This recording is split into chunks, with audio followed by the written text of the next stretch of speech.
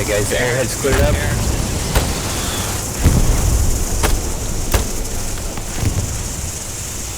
Fox squad, do you want to make one push on the airhead and help them? Just one push?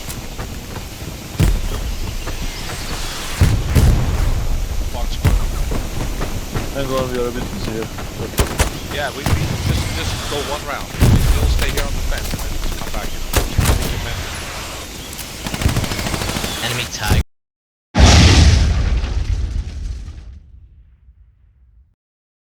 Hey there, welcome back to the channel. I'm DGW, and in this video I wanted to tackle the warfare game mode of Hell Let Loose. In the last quick tutorial we had a look at the offensive game mode, and I really wanted to do this for warfare as well. If you want to go much further into detail than these quick tutorials, I've got more extensive tutorials available in my tutorial playlist, so check that out. And make sure you leave a like on the video and subscribe to the channel if you haven't already. And also, if there's any questions or suggestions, thoughts on the game or the coming update 11 that you want to share, just do so in the comments below and I will make sure to get back to you as soon as I can.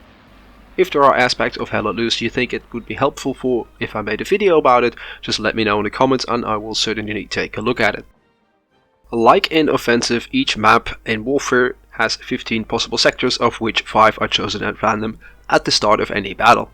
And again, each sector has a stronghold. Whereas in offensive the game pretty much revolves around the strongholds, in warfare that is no longer the case. Capturing or defending a sector is done by having more bodies in this specific sector than the enemy. To quickly clarify, the sector is a 2x2 block radius around the stronghold, and the stronghold is the black striped circle in the middle of that. Bodies that you have in the stronghold count double, and for the defending team, if the commander issues the reinforce ability, those bodies inside the stronghold are count 3 times. As the count of bodies inside that sector is now influencing the capturing or defending of said sector, having control and access to that sector is even more important than in offensive.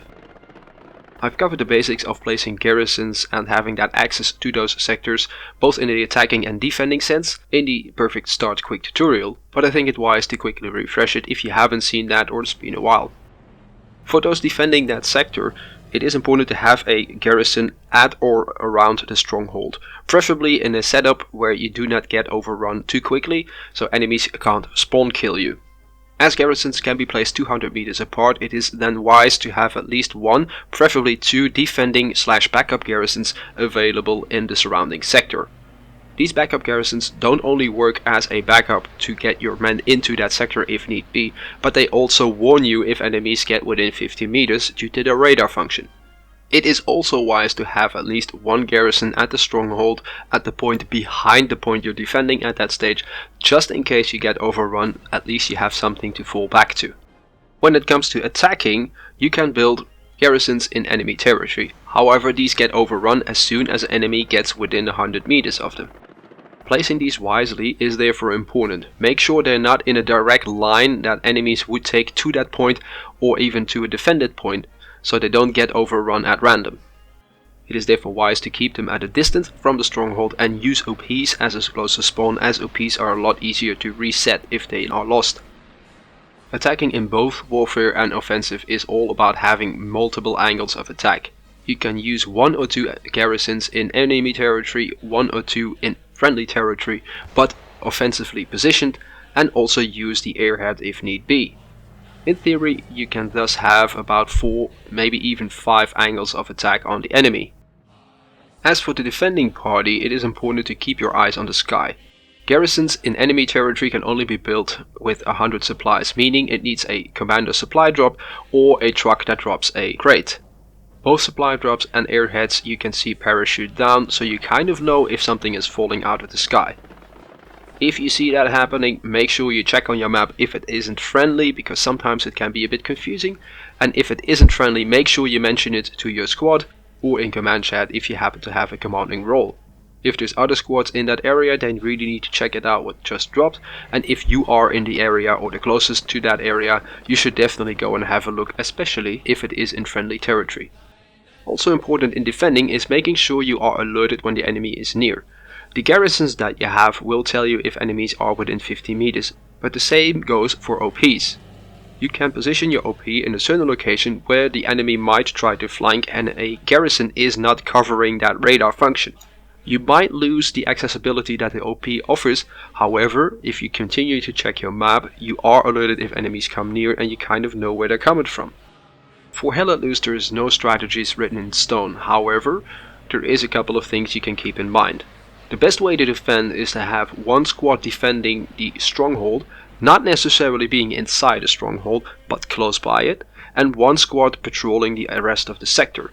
Now, both squads can obviously interlink these efforts, so part of the squads overlook from a distance, others run through that area and try to deal with enemies approaching. By not sitting still in the stronghold, a bombing run from the enemy or some artillery shells are not gonna wipe out your team defending the sector. The last bit of advice when it comes to defending is to make sure you have a continuous stream of supplies. As soon as a garrison in your area goes down, especially the one close to the stronghold, reset that immediately. Having access determines the success that you have in defending that area. Capping in warfare takes 2 minutes instead of 1 minute on offensive, but please note if you are required to redeploy, it can take up to a minute or even longer depending if you might have had some punishments. And if the distance to that stronghold or that sector is too great because you lost all your spawns, you end up being in deep shit. Both for the attacking and defending teams, it is important that you try to take out enemy spawns. If you are the attacking team and you take out the defenders' spawns, they cannot re-enter the area and defend that area. The same goes for the attacking side. If the defenders take out attacking garrisons or OPs, they will not have quick access to that area and their efforts will then be a lot harder. If you choose to just shoot any enemy, you're not really gonna be successful. As long as their access exists, they're gonna keep respawning and respawning and respawning. And you're gonna end up with a good KD ratio perhaps, but you might still lose the battle. Now I've said this before, but killing in Hell Let Loose is a means to an end, not a goal in itself. Being successful in Hell Let Loose comes down to teamwork and cooperation, and having control over the areas by having access to those areas. If you want to learn more about Hell Let Loose, make sure you check out my tutorial playlist or just watch me die in Hell Let Loose in my gameplay playlist. Remember to leave a like on the video, subscribe if you haven't already, leave any questions or suggestions in the comments, and all that remains for now is to thank you for watching and I'll see you in the next one.